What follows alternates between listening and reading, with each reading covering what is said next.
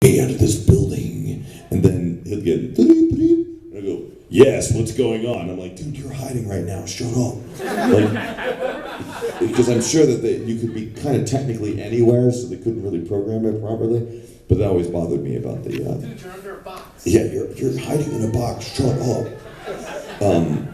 Anyway, other questions? Yes. I saw you've done some work with Team 4-Star, but they didn't say exactly what it was you've done. I wouldn't work with those jackasses. Yeah, I don't know. I would never. I wouldn't work with them. They're just robbers. Just train robbers is what they are. Talentless train robbers from the Old West. Yeah. Just piling on. Yeah. Yeah, I wouldn't work with them ever. Like, even if they said, "Hey, Chris, we need you to do, a narration for this thing," is like kind of a Dukes of Hazzard kind of narration. I wouldn't even do that. Like, I wouldn't even. Not that they would ever ask me to do that, and like, yeah, I wouldn't work with them. Like, basically, the Team 4-Star guys are just hacks, unfortunately. And I love them dearly. They moved to Dallas recently. Are you guys aware of that? They live in Dallas now. So we always, we just try and stay away from them. Because we're always worried that I'm worried if I hang out with them too much, they might abridge my life or something like that. So, yes, behind you. I don't want you to answer anything. Okay. Going back to the topic of Danganronpa, what was your experience like voicing Mondo? Dinky Dang Ronpa was a great show. I really like the character a lot. I really like that show a whole lot. And it's so weird that I wish I could have talked about it right after we did it, but I feel like it's been over a year since we dubbed it. We just weren't allowed to talk about it for so long. But I dug the episode. Chris Bevins is a really good director. He knows the shows so well. He gave Mondo an over 9,000 line. He did. He did. There was an over 9,000 line. You don't want to be reminded of it? Remember that line. Remember that over 9,000 line? I don't want to be reminded. I'm reminding you. Sorry. Yes. All right. Which one? Actually, let's get one more question first. Go ahead. Actually, no, there's no other questions. Go ahead. Unless there are other questions. There any other questions? No. Did you have a question? Okay, sorry. I thought someone might have raised their hand over there. So, but if anyone outside needs to ask a question, go ahead. Who was harder the voice, Kikucho or Father Trace? Ooh, Kikucho or Father Trace? They're like, I mean, it's like not even comparing. It's like apples and automobiles. Like, they're totally. But one's loud and one is just no. One was super loud, and it was a challenge because Kikucho in Samurai 7, he always was up here. Everything he did was up here. It was like super loud all the time, and it really hurt my voice a lot.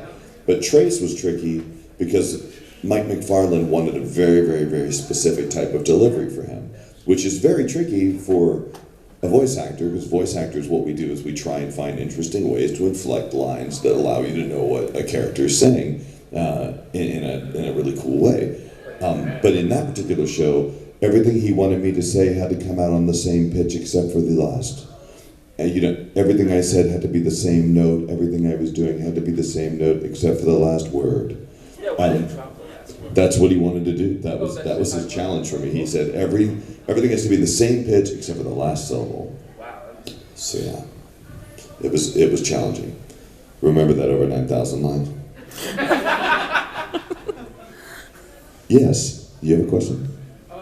Maybe not a question, but I'm guessing this is a given. But I bet you had a hell of a lot of fun voicing Major Armstrong, didn't you? Oh yeah, Armstrong was amazing. Like, he was such a fun character. And what's great about Armstrong is that all I had to do was do a great job on Armstrong was listen to the Japanese voice of Armstrong, because Armstrong he's just as crazy. I mean, I'm sure many of you have seen the Japanese version of it as well. His voice is awesome, and I'm really happy that they cast me as Armstrong, because the guys who were working, I got a random call at one point from my agent, said they've requested you to be in a Final Fantasy game.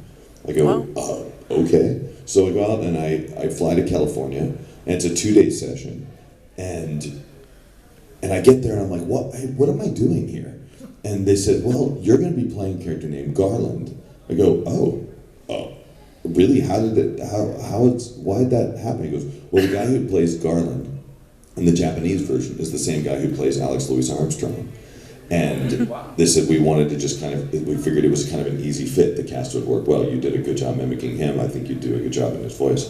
And that was such a crazy session. Like I've never worked, working on a Final Fantasy game was like working like inside of a test tube, inside of like a magnifying glass, inside of like a specially prepared room that they would keep like Loki in or something like that. Like it was every single line was they were just absolutely positively had to get the right inflection. They had to get everything they wanted. So the line might be they go, all right, so here's how we're going to do it. We're going to come in and look at the script here. And I look down at the script. It's only like 3 pages long, and they're all triple spaced, and they're not long lines. Like, this should be pretty easy. I'd probably be done in a couple hours. It actually took 2 days, because here's an exact replica of what the session was like.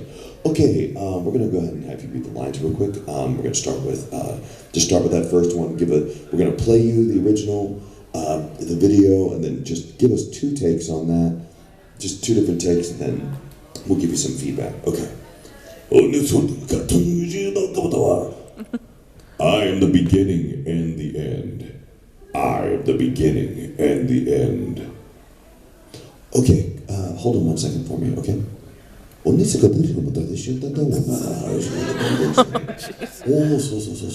then it would mute, and then they would talk for like 10 minutes.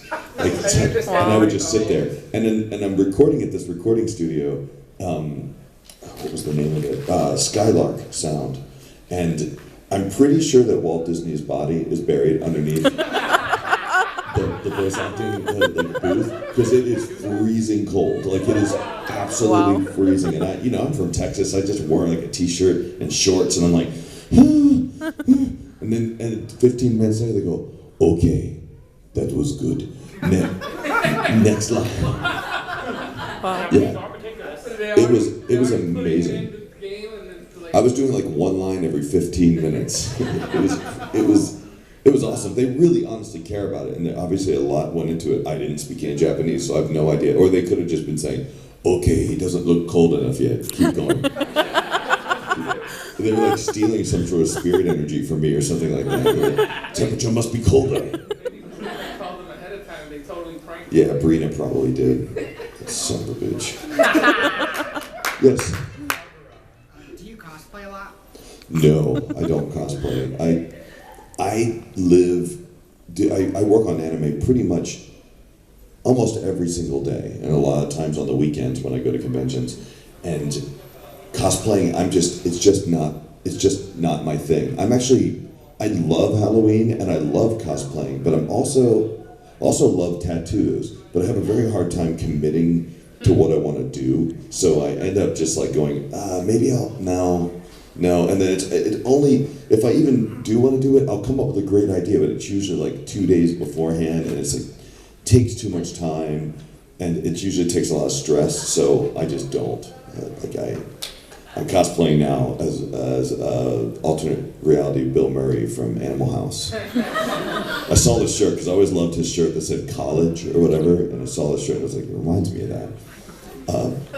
So no, I don't. I love cosplaying though. I think it's so weird that I like it so much, and it's so common now. Even like there's people at Funimation that'll cosplay. There's people every weekend that cosplay, and I have handlers who cosplay, and I don't even. I notice it, but it's become so. It's not even remotely weird to me anymore. Like I was in Australia one time and I had a handler who the girl was looking after me. I needed to go to the mall real quick and grab something, so we went over there, and we're walking through the mall, and everyone's staring at us. I'm like, what's going on? I'm like, these people don't know I'm a voice actor, because they're not staring at me in that way. And then I realized, oh, they're not used to seeing a cosplayer before. I didn't even notice she was cosplaying. Like it's just so, like there's somebody covered completely in orange right there, and that looks totally normal to me. Like it really does. You look like You look like you got really aggressive. You're like really aggressively going after the Cheetos bag or something like that. Sorry. You got attacked by Everyone wants to lick you when you walk by. Man, Cheetos are good.